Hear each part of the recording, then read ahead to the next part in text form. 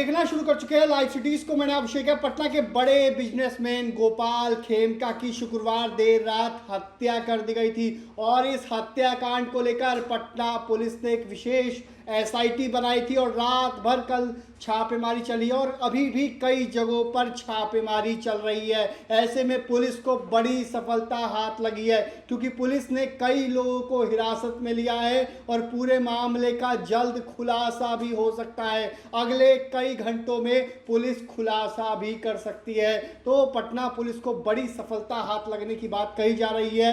पटना के आईजी जितेंद्र राणा ने भी पुष्टि की है। उन्होंने बताया है कई लोगों को हिरासत में लिया है और कई गुप्त जानकारी भी मिली है और मारने वाले की पहचान की बात भी कही जा रही है। अहम सुराग पटना पुलिस के हाथ लग चुके हैं और जल्द से जल्द अब पूरे मामले का खुलासा भी पटना पुलिस कर सकती है। तो जिस तरीके से हत्या हुई थी और सवाल उठे थे, बिहार की कानून व्यवस्था पर सवाल उठे थे क्योंकि ये घटना गांधी मैदान के ठीक सामने हुई थी जहां बगल में डीएम आवास भी है, एसएसपी कार्यालय भी है, ग्रामीण एसपी का आवास भी है और तमाम वीवीआईपी होटल्स भी हैं। ऐसे में वहां इस वारदात को अंजाम दिया गया था जिस पर सवाल उठे थे।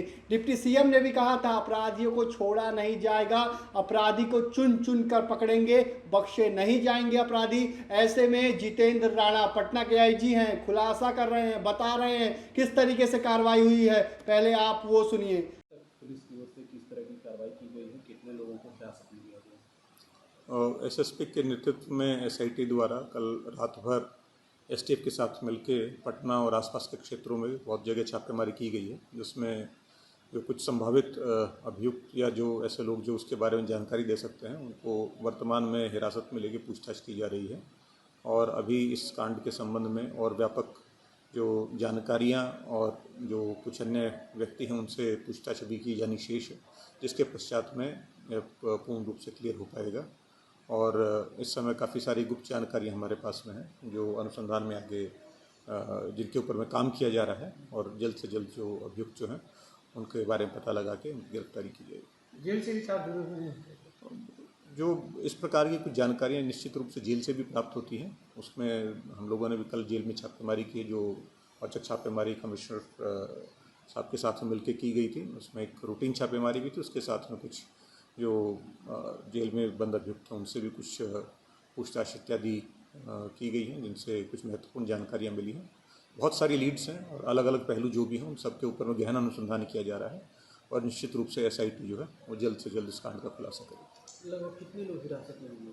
अभी ऐसी संख्या नहीं बताई जा सकती एग्जैक्टली, पर कुछ अभी कुछ जो सस्पेक्ट्स हैं उनको पूछताछ के लिए अभी हिरासत में लिया गया है। और चूँकि कल पूरी रात एसआईटी इस छापेमारी में रही है तो अभी दिन में जो भी सस्पेक्ट्स हैं उन सबसे गहन पूछताछ विभिन्न बिंदुओं पर होगी, जिससे और इस मामले में क्लैरिटी आएगी। राज्य के बाहर के भी कनेक्शन है?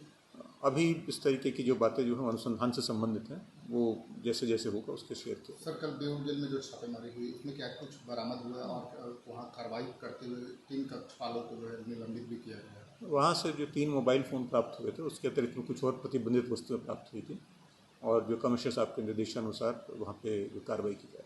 इधर पुलिसिया जो कार्रवाई हुई उसमें कुछ लापरवाही बरतने का जो आरोप लगाया जा रहा था, इस मामले में भी किसी तरह की कार्रवाई हुई है या जांच हो गई? इस संबंध में एसएसपी पटना को निर्देश दिया गया जांच करके रिपोर्ट देने के लिए और वो जल्द से जल्द इसमें अपनी जांच करके रिपोर्ट देंगे, जिसके बाद में जो भी यदि किसी कोताही पाई जाती है तो कार्रवाई की जाएगी और जो भी स्थिति को ठीक करने के लिए कदम उठाए जाएंगे। तो आपने सुना कि पटना के आईजी जितेंद्र राणा ने क्या कुछ कहा है, पूरे मामले को लेकर जानकारी दी है, किस तरीके से बड़ी सफलता हाथ लगने वाली है और गुप्त कई सारी चीज़ों की जानकारी मिली है। बेऊर जेल में छापेमारी भी हुई थी, उस मामले में एक्शन भी हुआ है और 3 कक्षपाल सस्पेंड कर दिए गए हैं। साथ ही साथ जो उपाधीक्षक हैं बेऊर जेल के उन्हें शो कॉज नोटिस भी दिया गया है। तमाम ये बातें चल रही हैं, अंतिम संस्कार के लिए शव भी गया है। तो ऐसे में इसी बीच अपराधी की पहचान होने की बात भी कही जा रही है। अब देखना होगा खुलासे में क्या ज़मीन की बात आती है